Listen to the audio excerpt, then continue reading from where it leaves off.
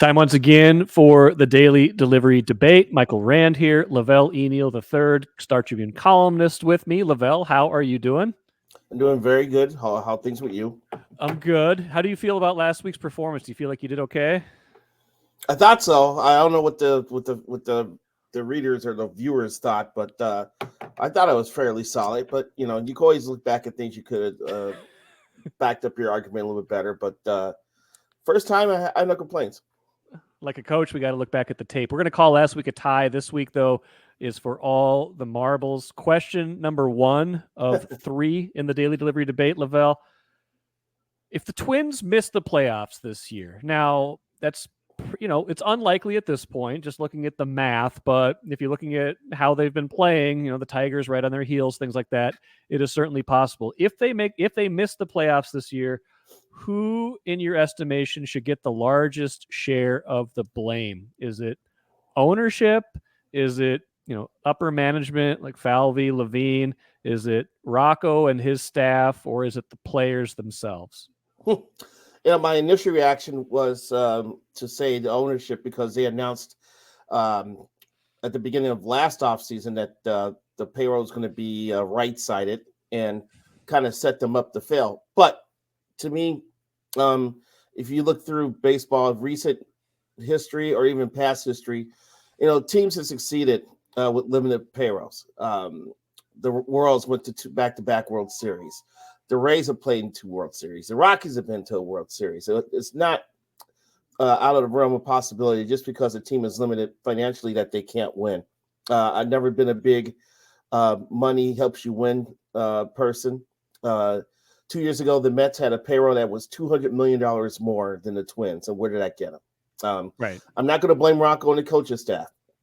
I'm going to stay off of that. I fortunately haven't covered baseball for over 20 years. I've had a chance to travel the country and listen to sports talk stations across the nation. And I hear the same complaints across the nation as I do hear about Rocco. Yankee fans used to rip Joe Torre for his pitching decisions. Rays fans have ripped Joe Madden. Angels fans found problems with Mike Solskjaer during their heyday. So I've heard this time and time again. When Ozzie was keeping the White Sox competitive, people still thought that Ozzie was out of his mind for making some moves. So I'm putting this on the front office because they did not sign Seth Lugo. The Royals did. They did not add any relief help at the trade deadline, but the Royals did. The Royals were able to make some moves to help strengthen the rotation for a modest sum and find some help in the bullpen at the trade deadline. There could have been moves that Falvey and Levine should have made to make this a better roster, and they did it. Once again, they traded for 2 injured pitchers. That's up to 4 now, I believe. Tyler Mahle, yes, Sam Dyson, and DeSclafani and Justin Topa. And they've traded for players who haven't been effective. And so I'm going to put this one on the front office. I would if the Twins don't make the postseason.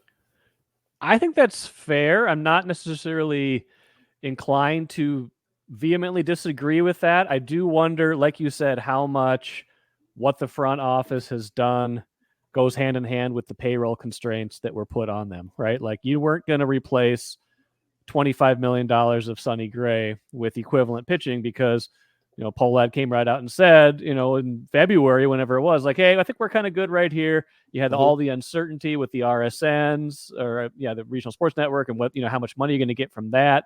There was this kind of like focus on, hey, let's build up what we have internally, stuff like that. So I think they were hamstrung. I do think you make a good point that they, even within those constraints, that Derek Falvey could have done more, especially at the trade deadline when it was obvious that, hey, this team is maybe overachieving to this point. They've got a chance to make the postseason.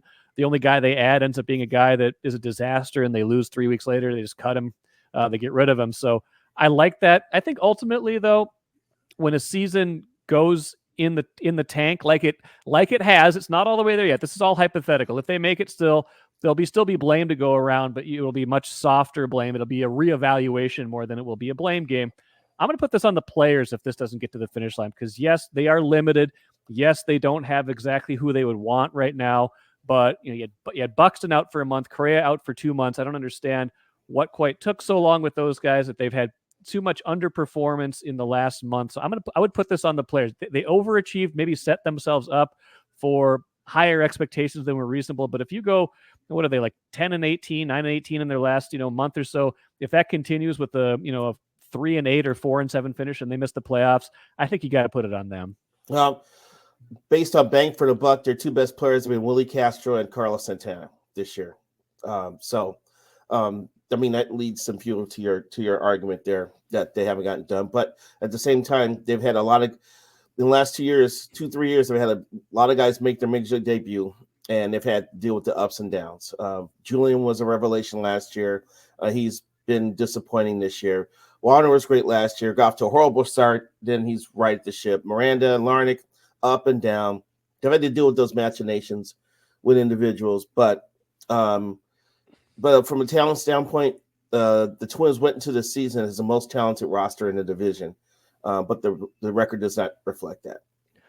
You said Rocco doesn't get your ire. I thought he was having a great managing year, and some of this is results-based, right? Like when they win, you're like, oh, man, what a good decision. When they lose, you're like, why did he do that? So much of this is results-driven versus process-driven. But I do think he left himself open to the skeptics over the last month with a few of those things, taking Ober out of that one game. Again, you can't predict when Jorge Alcala is going to have a blow-up like he did. You can't predict some things, but if you play with fire, you pitch Okert in a big situation and that ends up backfiring. I do think he could have managed, albeit a limited pitching staff, he could have managed it a little bit better in the last month. I think so. I think a little bit as well. Twice taking Ober out was disastrous. The Kansas City game and then the Grand Slam game when Ely De La Cruz planted one in right field. Yeah, it's unfortunate, and I will say this, though. Rocco's had to kind of whack-a-mole with the bullpen here, trying to find which relievers to kind of push to the back and which relievers he can use when he's tied or ahead of games. And it's very limited.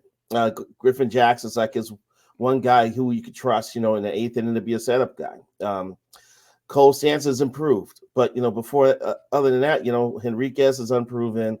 Thielbar's been up and down. They didn't have another lefty until they picked up the kid from Baltimore the other day. So it hasn't been structured. The structure has been unstable since the beginning of the year because Topa hasn't been able to throw a pitch. Brock Stewart, my goodness, what a great arm, but he can't stay healthy. So it's really hard to do if for a manager to manage games when you're trying to figure out what pitcher you can plug in at the right time.